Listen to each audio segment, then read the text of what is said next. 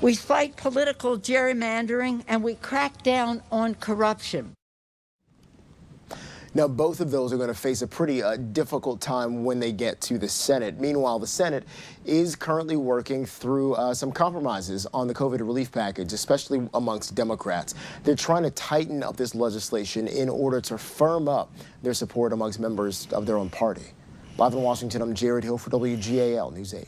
Jared, thank you. And we have new information about that relief bill Jared just mentioned. Senate Republicans who have criticized the latest relief bill as too expensive and not containing enough spending relevant to the pandemic will try to shed some light on the topic today. Senator Ron Johnson of Wisconsin will invoke a procedure today that requires Senate clerks to read that entire bill aloud. It's hundreds of pages and is expected to take about 10 hours to complete. Johnson says he plans to delay the bill's passage by proposing amendments. A deal struck yesterday lowers the maximum income someone can have to receive that stimulus check. The version that the House passed puts the number at $100,000 for individuals and double that amount for families. The Senate version is expected to lower those caps to $80,000 and $160,000. The White House says the president won't budge on the $1,400 check amount. We'll learn more today about the Wolf administration's plan to vaccinate teachers and other school staff. The entire state allotment of one-dose Johnson & Johnson coronavirus vaccines, more than 94,000, will start going into arms as soon as next week. They'll be available at intermediate units and pharmacy chains. Early child care, elementary, and special needs teachers will be the first to get the vaccine. The Biden administration announced a new program targeted at getting 2 million vulnerable seniors vaccinated against the virus. Health plans will make outbound calls to unvaccinated Americans of over 65 who live in areas of high social vulnerability. They'll talk to them about vaccine efficacy, safety, and the value of vaccinations. Then they will facilitate vaccine registration and appointment scheduling for seniors. And there are also plans to bring vaccinations to people who can't easily be transported to a vaccination site.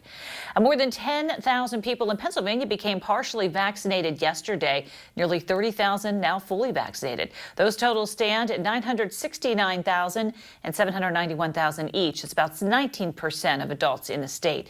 Nationwide, more than 52 million people have gotten one dose of the vaccine and 27 million both doses. 4.2 million of the 107 million doses of the vaccine that the CDC delivered have gone to Pennsylvania. The state received more than 250,000 doses yesterday. We now know the location for the planned mass vaccination site in Cumberland County. It'll be located just outside of Carlisle near the U-Haul building and former Kmart on Walnut Bottom Road. Quality Care Pharmacy will list appointments online at qcpharmacy.com. Pennsylvania added 2,557 new coronavirus cases yesterday. It was the 10th day this year that one-day cases were equal to that or less than that number. There were also 69 more deaths reported. At least 22 people who are hospitalized for the virus in Pennsylvania were discharged yesterday. The total remains about 1,600. Nearly 1,000 people left hospitals nationwide yesterday. The total is now below 46,000 for the first time since the last week of October. 6:49 now, and the PIAA is incorporating the Wolf administration's newly eased capacity limits into sports events. So that includes the upcoming wrestling and basketball tournaments at the Giants Center. Up to 1,600 people can attend, but the PIAA will distribute those tickets to athletes, coaches, and their friends and family. There won't be general admission tickets. For spring sports, all athletes must wear masks except for boys lacrosse, who wear helmets and mouthpieces.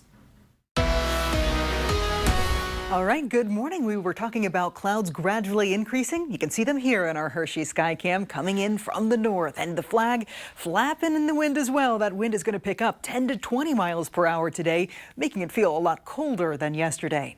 Currently 29 in Sealand. The vice president will meet with a bipartisan group of House members about a potential infrastructure bill.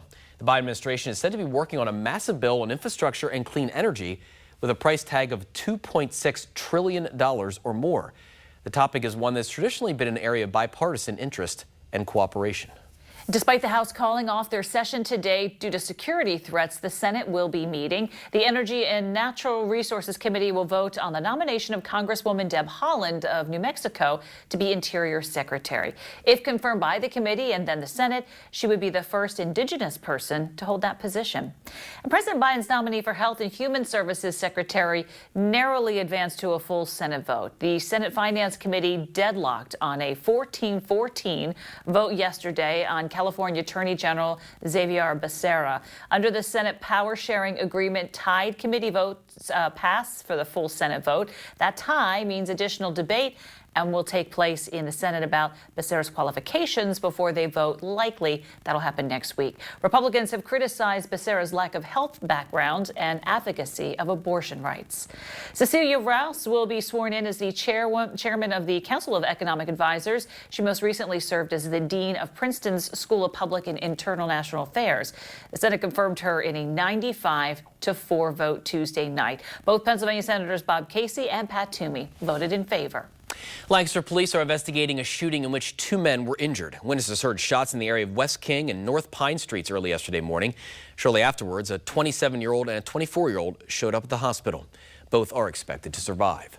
New this morning, Myanmar has set another record for the deadliest day of protests since last month's coup. A UN official says at least 38 people were killed yesterday in fights between demonstrators and the military. Armed forces have been cracking down on the unrest as protesters demand their democratically elected government be returned to power.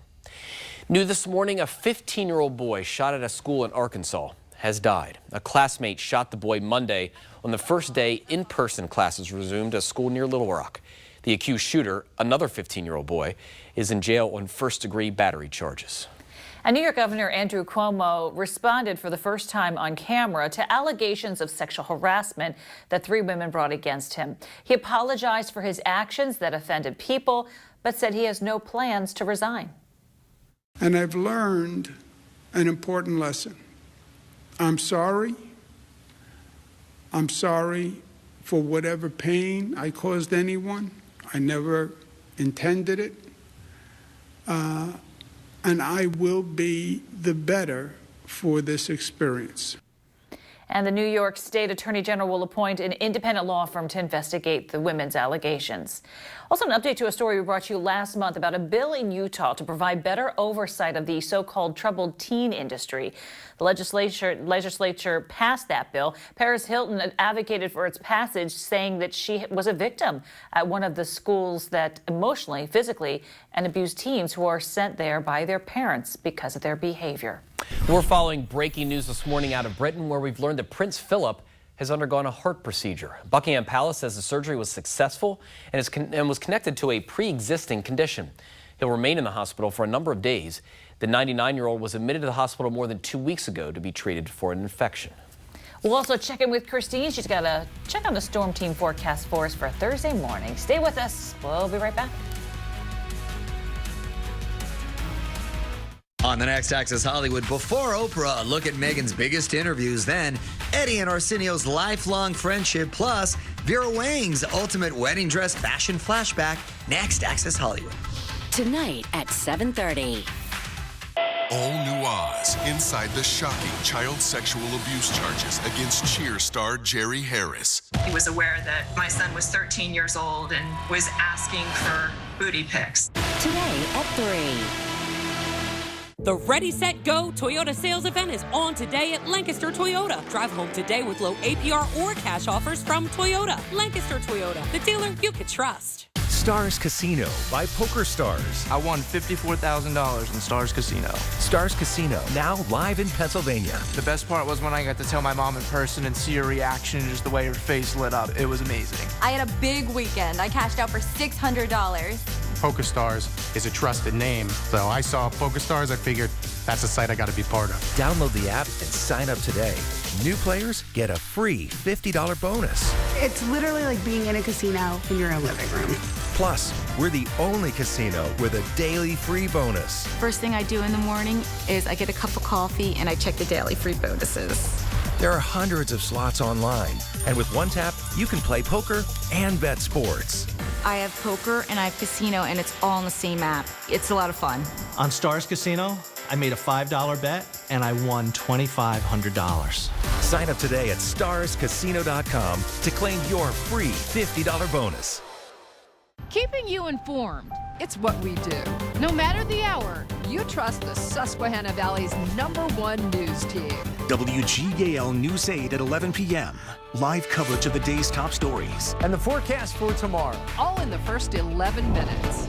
The latest coronavirus guidelines and the information you need to keep your family safe. Tonight and every WGAL News 8 at 11. It's coverage you can count on. WGAL News 8 at 10. Get the most news and weather, connecting you to the day's most important stories. Watch the news leader at 10 on MeTV Susquehanna Valley. It's coverage you can count on. Sponsored by your local Toyota dealer. Let's go places. Community connection, making the Susquehanna Valley a better place to live.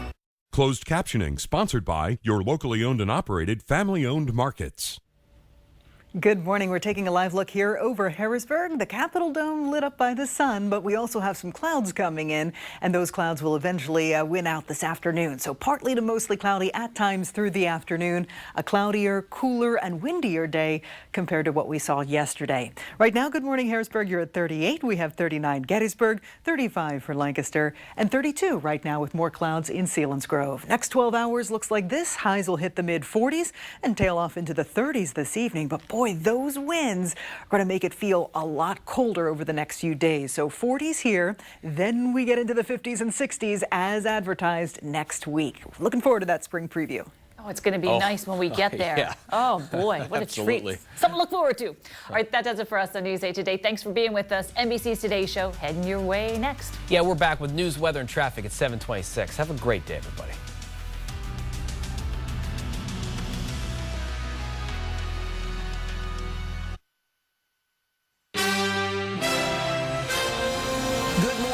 High alert and urgent new warning of another potential attack on the U.S. Capitol today. Security stepped up. The House of Representatives canceling today's session. This morning, inside the new intelligence pointing to a potential plot by extremists and why today's date is so important to them. We're live with the very latest. Making strides. 1 in 10 U.S. adults, nearly 27 million people, now fully vaccinated, with more shots being shipped and getting into arms each day. This as President Biden blasts the governors of Texas and Mississippi for lifting restrictions at such a crucial time. The last thing we need is Neanderthal thinking that in the meantime everything's fine, take off your mask. The battle playing out across the nation over how and when to reopen. Not going anywhere, a defiant New York Governor Andrew Cuomo brushing off calls to step down. I wasn't elected by politicians. I was elected by the people of the state of New York. I'm not going to resign. But issuing his first on-camera apology to the women accusing him of sexual harassment. I feel awful about it. And frankly, I am embarrassed. The swift reaction from his accusers just ahead. Meghan versus the firm. Meghan Markle accuses the royal family of actively lying about her and Prince Harry. I don't know how they could expect that after all of this time, we would still just be silent. The explosive new look from her upcoming interview and the investigation now launched into bullying complaints against the Duchess herself. We're live at Buckingham Palace. Search warrant. Investigators make a new move to obtain key information from the black box of Tiger Woods' SUV, what it could reveal about the cause of his rollover crash, and the latest on the legendary golfer's recovery. Those stories plus blaze of glory moments after a milestone liftoff and landing. A new unmanned SpaceX rocket suddenly explodes. Why the mission was actually a breakthrough in the quest to put people on Mars. Today, Thursday, March 4th, 2021. From NBC News, this is Today with Savannah Guthrie and Hoda Kotb. Live from Studio 1A in Rockefeller Plaza. And welcome to Today. So happy you are joining us on this Thursday morning. Happy Thursday, everybody. I have to say, imagine being an engineer for SpaceX. You're so happy because the thing lands, but then a few minutes later, it explodes. I mean, I definitely have some questions about what went on there, and I'm sure they do too. Indeed. They say that in spite of all of that stuff, they're calling the whole mission a success. But we'll get into it in just a little bit. Yeah. But we're going to get right to our top story. All right, here we are. We're looking at the U.S. Capitol right now, where police are not taking any chances. Yeah, extra security brought in after getting intelligence that extremist groups could try to stage another attack today on the Capitol, nearly 2 months after the January 6th siege. NBC's Justice correspondent Pete Williams has the very latest on this. Hey, Pete, good morning. Hoda, good morning to you. The Capitol Police say they're acting on an intelligence warning that something could happen today, March 4th. But Congress isn't sure what to make of it. The House will not be in session today because of the security concerns, but the Senate will be open for business. Capitol Police say they're aware of potential threats and prepared for them today at a Capitol complex already surrounded by a fence topped with razor wire and with more than 5,000 members of the National Guard still on duty, adding to the full complement of Capitol Police. In a joint intelligence bulletin, the FBI and Homeland Security said violent extremists have a continued perception of election fraud, and that some groups have even talked about the idea of taking control of the Capitol and removing Democratic lawmakers March 4th, which they consider, quote, the true inaugural. But federal law enforcement officials emphasize that the intelligence is strictly based on talk, not any concrete steps to actually carry out such an attack. March 4th used to be the inauguration day until the 1930s, when the 20th Amendment shifted it to January. Meantime, Congress continues looking for answers about what happened on January 6th. The commander of the Washington, D.C. National Guard told a hearing Wednesday that he asked for permission to deploy Guard members on the 6th at 1:49 p.m., just after the rioting began. But he said the acting defense secretary, Chris Miller, didn't approve it until 4:32, and it wasn't until 5:08 that the Guard commander was finally told he had the green light. Senator Roy Blunt found that hard to believe. How is that possible? Senator, I think that's an issue. There was decisions that were being made. There was communications that needed to take place, and then there was actions that had to be taken. By then, the Guard commander said he had 155 troops loaded on buses at the D.C. Armory. He said he was frustrated he couldn't deploy them earlier. I've been involved in civil disturbances, so I believe that number could have made a difference. We could have helped extend the perimeter and help push back the crowd.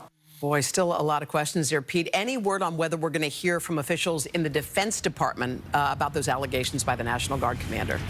Well, that is the big questions, because the senators said they do want to hear directly from the Army and Defense Department officials who were actually involved in those discussions and that decision, to find out why it took so long to send the Guard up in the middle of a riot. Hoda. Yeah, all right. Pete Williams. Pete, thank you. Also this morning, there is new progress to report in the vaccination push. Nearly 27 million Americans now fully vaccinated. That's 1 out of every 10 adults, 10%. And for the first time, the 7-day average of daily shots administered has topped 2 million. It's among signs like that we're getting a fiery reaction this morning from the president and health officials to the governors of Texas and Mississippi, announcing they're rolling back restrictions completely and lifting mask mandates. We've got 2 reports. We'll start with NBC's Tom Costello. Tom, good morning.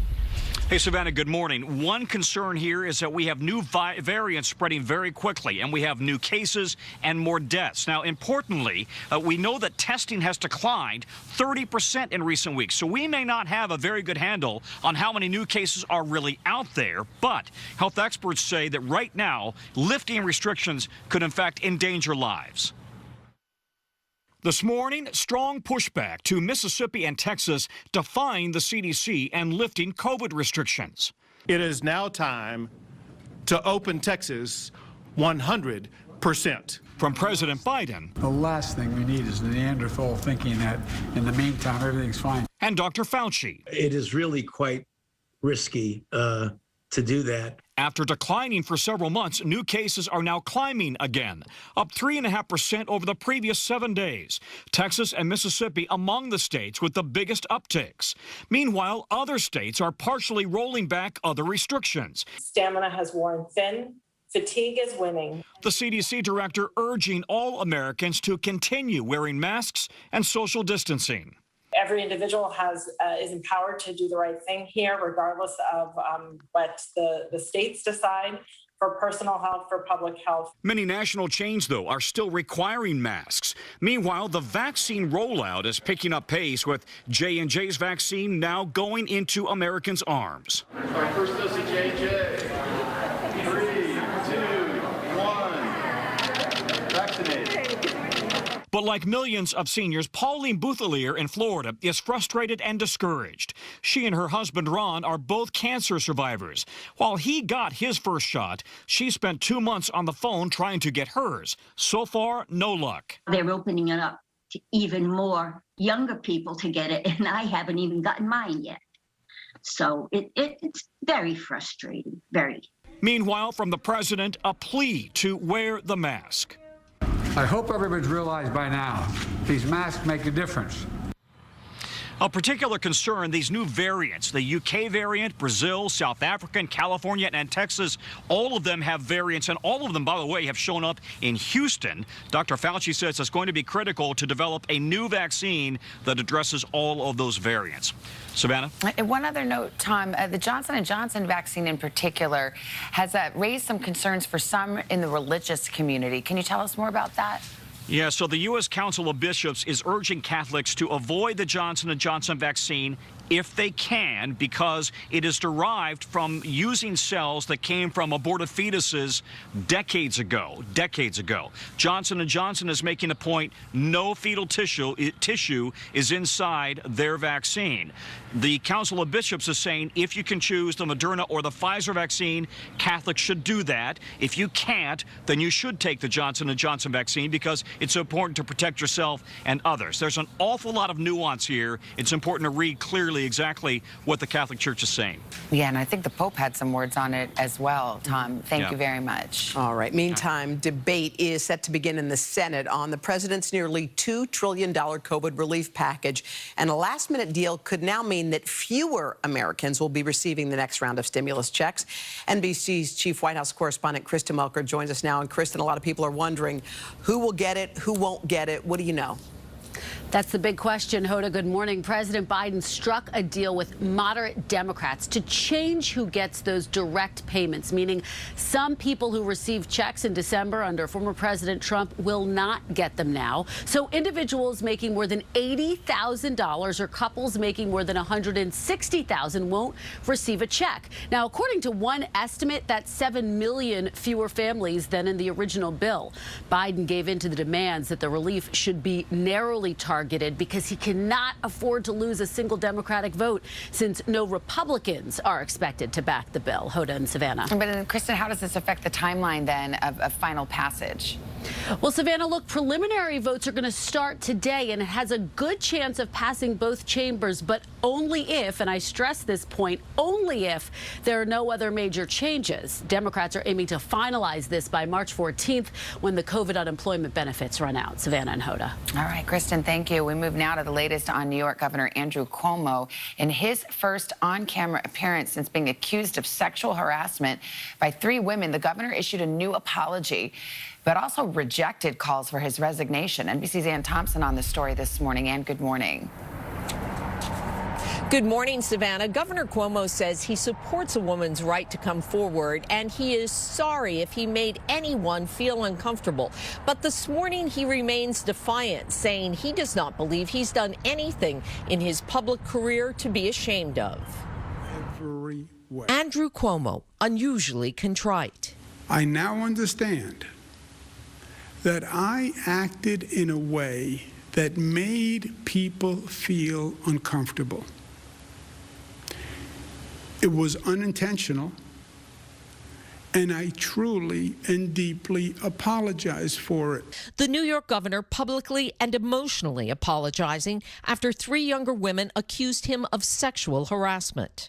I feel awful about it, and frankly, I am embarrassed by it, and that's not easy to say.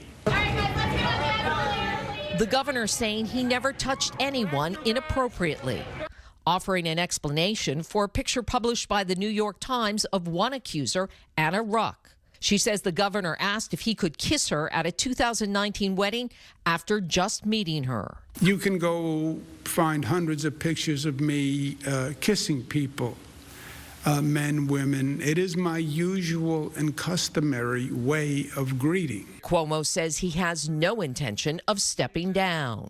I'm not going to resign.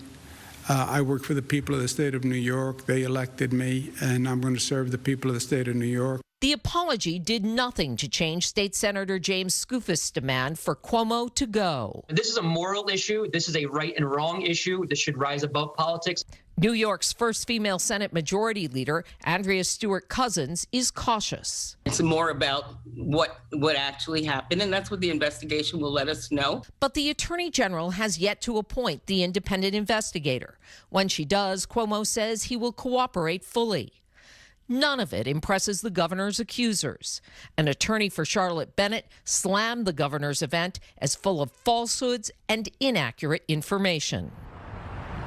Anna Ruck did not respond to our request for a comment to the governor's remarks. And Lindsey Boylan, who says the governor pervasively harassed her, tweeted, "How can New Yorkers trust you, Governor Cuomo, to lead our state if you don't know when you've been inappropriate with your own staff?" Savannah? All right, Ann Thompson, thank you very much. Craig joins us now, looking at the growing tension in the Middle East. Hey, Craig, good morning. Hey, Hoda, Savannah, good morning. Good morning to you. The Biden administration is now considering a military response to Wednesday's rocket attack on a U.S. airbase in Iraq, believed to be retaliation for a recent U.S. airstrike. NBC's chief foreign correspondent Richard Engel is in Baghdad for us. Richard, good morning.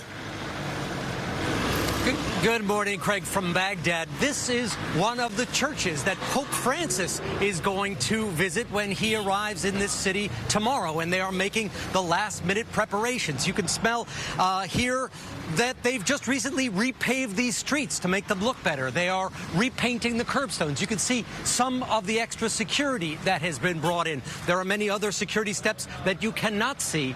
The Pope will be traveling in an armored car, not the mostly the highly visible Pope mobile that he normally is in, because this is a time of increased tension. Baghdad this morning is preparing to make history with its first ever papal visit at a time of increased tension. Pictures line many streets of Pope Francis next to the Shiite Grand Ayatollah Ali al-Sistani, who he's scheduled to meet.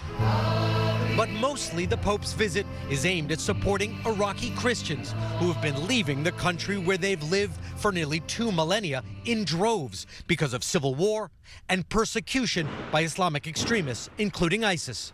At Baghdad's St. Joseph's Church, this visit is seen as recognition of the hardships the community has endured. Pope Francis is coming to his sons. He will come to all Iraqis, not just for Christians. But this is an especially dangerous time. Rockets have been flying. The Pentagon suspects Shiite militias fired 10 rockets at a U.S. airbase in western Iraq yesterday. The AP reports they were launched from this truck. No U.S. troops were killed, but an American contractor died of a heart attack while sheltering. We're identifying who's responsible, and we'll make judgments from that point. The rocket attack is widely believed to be revenge by Iranian-backed militias for an airstrike President Biden ordered on them last week. The militias have recently intensified their attacks on U.S. personnel. The Pentagon didn't rule out further strikes. I'm not prepared to speak to potential future responses. No one here wants to see this escalate. Certainly not Iraqis, now facing a pandemic, tit-for-tat U.S. and Iranian violence, and preparing for a visit like never before. It's unclear how many Christians still remain in Iraq. There hasn't been a census in many years. There used to be around 1.5 million, but priests estimate that the number is more like 200 to 300,000. And it is hoped that the Pope's 4-day visit, and he won't just be in Baghdad, will encourage Christians in Iraq and throughout the Middle East to stay. Craig? Our chief foreign correspondent, Richard Engel, in Baghdad for us. Richard, thank you. About that time to get a check of the weather. Mr. Roker, what's shaking, eggs and bacon? Like that. I'm hungry. Anyway, we're hungry for some warm weather. Let's see if we can get it. So far here in the Northeast, the Great Lakes, this cold low has been parked over the Canadian Maritimes, and that's been bringing down a brisk, blustery flow of northerly winds. Look at what we're going to be faced with tomorrow morning. Wind chills feeling like 20 below in Lake Placid, 9 in New York, 18 in D.C., 11 in Detroit. And as we head into the weekend, not a lot of great news. Temperatures anywhere from 10 to 20 degrees below average from Burlington down to Norfolk, Charlotte, Cleveland, even Charleston. But wait, there's more. Good news. That's right. yes. Low moves out, high moves in, jet stream up to the north. Yes, baby. And look at these temperatures, 10 to 20 degrees above average. Yes. You're welcome. By Wednesday, 57 in New York, 64 in Norfolk, same in Louisville. Chicago, you'll be up to 59 and 69 degrees in Memphis on Wednesday. We're going to get to your local forecast coming up in the next 30 seconds.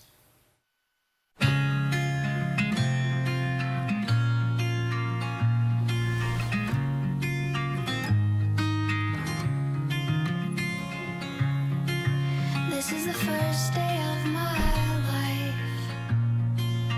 I swear I was born right in the doorway. Now I don't know where I am, I don't know where I've been, but I know where I wanna go. Good morning. Today's WGAL News 8 Storm Team forecast calls for increasing clouds this morning. It'll turn breezy as well. For the afternoon, highs in the mid-40s with more clouds compared to yesterday and cooler temperatures. This evening, gradual clearing and mostly clear skies tonight, but with temperatures in the 20s overnight and those brisk winds, it's going to feel like the teens early tomorrow. Tomorrow, a cooler day, 42, same for Saturday, 44 diminishing winds on Sunday, and then warmer.